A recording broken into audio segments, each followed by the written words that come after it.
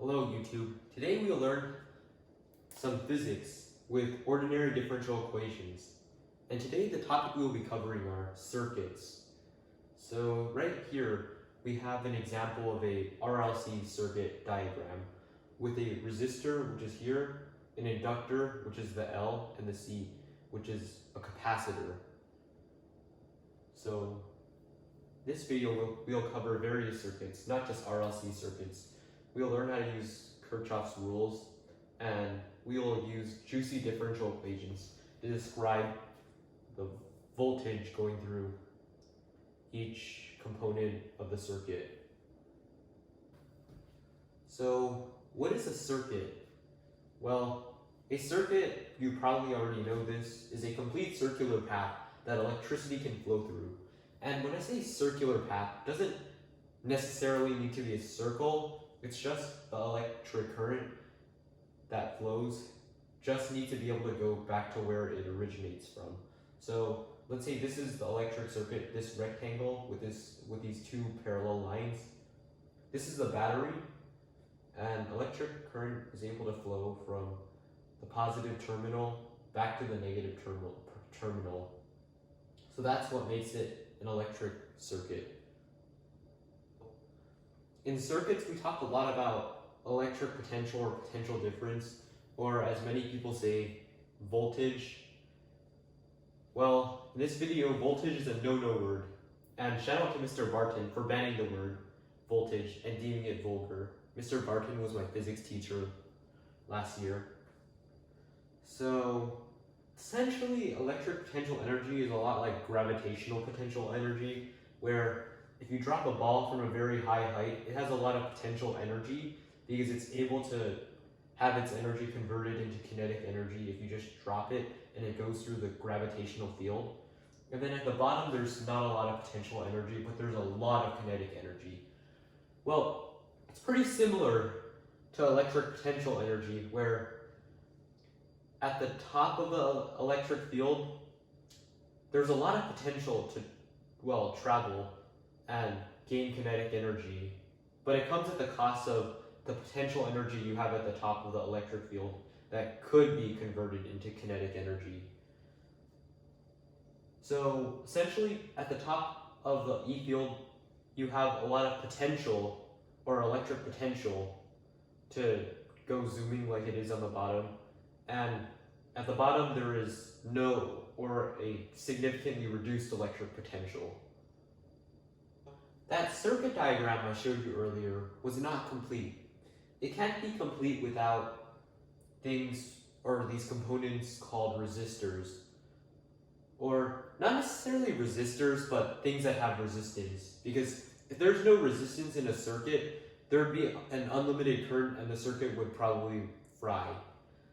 So a resistor basically is just resistance in the path of electrons flowing.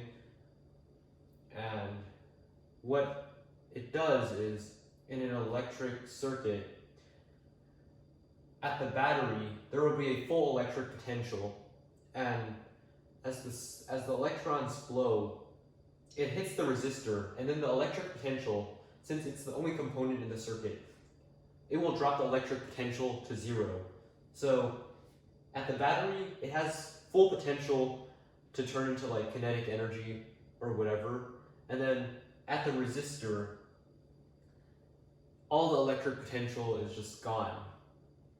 And then as it flows back to the battery, its electric potential gets refilled, and it just keeps going on and on in this cycle where there's a electric potential drop, and then there's a refill in the electric potential.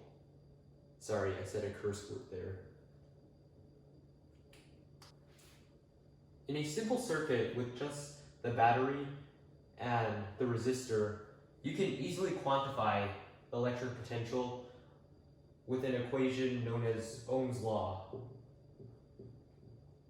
And what the equation basically is saying is that the electric potential is equal to this current times the resistance of the resistor. And what the resistance is basically it just quantifies how much resistance is in the path of the electrons in that resistor, while the current is basically the rate at which charge flows throughout the circuit. So more accurately, the definition of current is dq dt. So let's say you had a circuit with a battery of 8 volts, or the unit is just 8V, and you had a current of 5 amperes. And just as a note, 1 ampere is ridiculously high of a current for any circuit, but for the sake of this problem, let's just call it 8 amperes. Sorry, 5 amperes. That's the unit for current. What would be the resistance? Oh, and by the way, this is the symbol for ohms, which is how we quantify resistance. Well, we can just use Ohm's law. So V equals IR. We can solve for resistance by saying R is equal to V over I by just dividing both sides by I. Plug in our initial values, 8 volts over 5 amperes, and we get 1.6 ohms.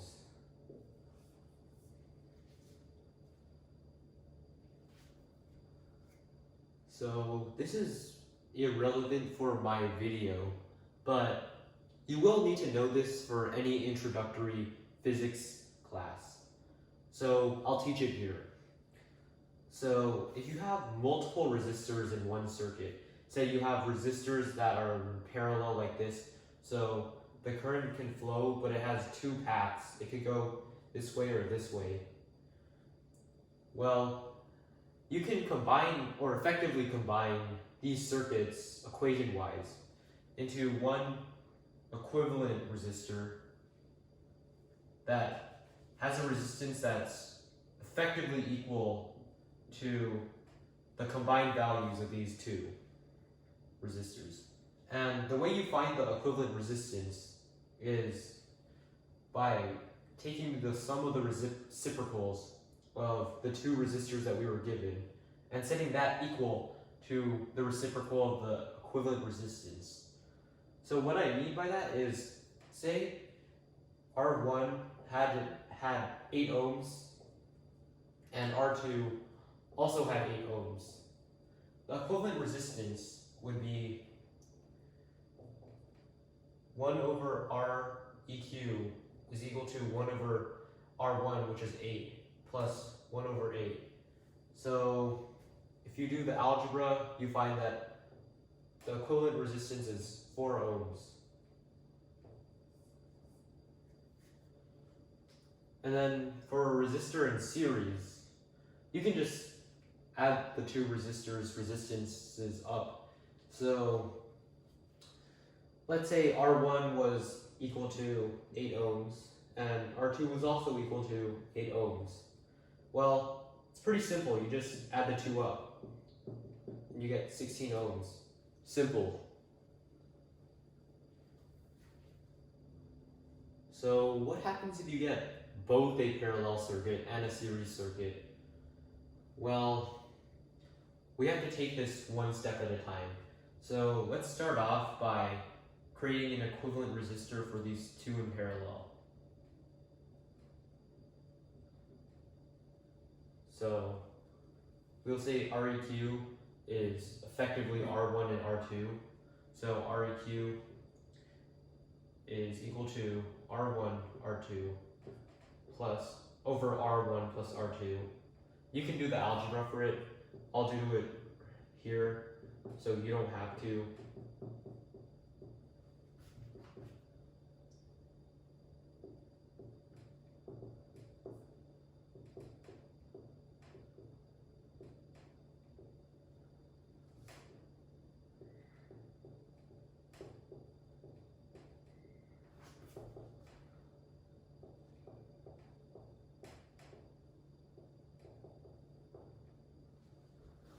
So we have REQ, and then now we basically just have a series circuit.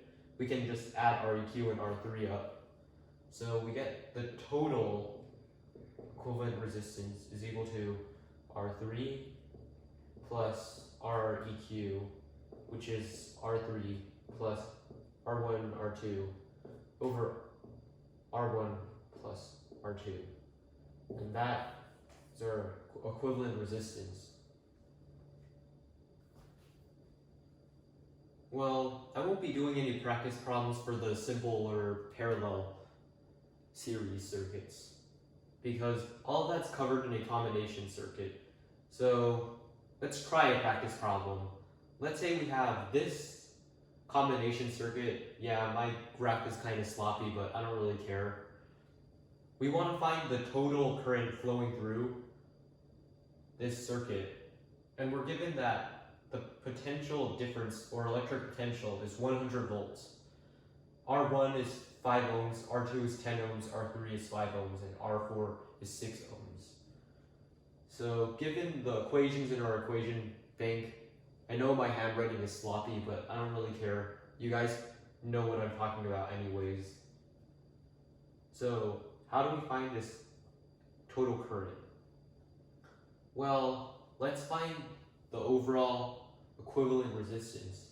So let's start off with finding the equivalent resistance for this parallel circuit, for this parallel resistors. So let's just call this R12, and we find that 1 over R12 is equal to R1 over R1 plus 1 over R2. So R12 is equal to R1 R2 over R1 plus R2. Then we can just plug in our numbers. So we have 5 times 10 over 5 plus 10. This gives us 50 over 15 or 10 over 3 ohms. And then we can use our series equation. We can find that Req is equal to R12 plus R3 plus R4. That's equal to 10 over 3 plus 5, which is R3, and 6, which is R4. So we put this in simplified form. We get 43 over 3 ohms. That's our overall equivalent resistance. And now we already have our original electric potential. So now we could just plug it into Ohm's law. So V equals I over R. So if you divide everything by R, you get I equals V over R. So we can just plug in 100 from our given values and then plug in 43 over 3 from what we calculated. So we get 100 times 3 over 43, or 300 over 43 amps, or amperes.